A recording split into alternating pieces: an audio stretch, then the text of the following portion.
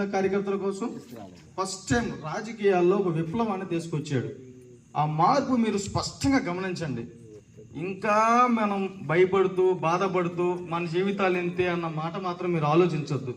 కొత్త రక్తం వచ్చింది. నువ్వు బానిస బతుకు బతుకు, రేపు నీ పిల్లోడు బానిస బతుకు, రేపు వచ్చేవాడు కూడా బానిస బతుకు బతుకుతాడంటే ఆ తప్పు పుట్టే పిల్లోడిది కాదు. నువ్వు పోరాటం చేయనందు వల్లే ఆ బానిసత్వం బతుకు వస్తుంది అనేది మనం ఒకటి ఆలోచించాలా. ఆ రోజు అంబేద్కర్ గారు చాలా గట్టిగా నిలబడ్డారు కాబట్టి ఈ రోజు ఎంతో మంది ఎస్సీ నియోజకవర్గ సభ్యులు ఎమ్మెల్యేలుగా ఎంపీలుగా అందారు. లేకపోతే అందేవాళ్ళ? మీరు చెప్పండి తమ్ముళ్ళు, ఎవరైనా అందేవాళ్ళ? ఆ రోజు అంబేద్కర్ గారు ఎంత పోరాడుంటారు. అదే రాజకీయ సంస్కరణలు ఇప్పుడు పవన్ కళ్యాణ్ గారు పోరాటానికి వచ్చారు. అన్ని తరగతులు మనం రాజకీయాల్లో ముందుండాలి. రాజకీయం ఒక్కరి సొత్తు కాదు. రాజకీయం అంటే సేవ, రాజకీయం అంటే డబ్బు కాదు.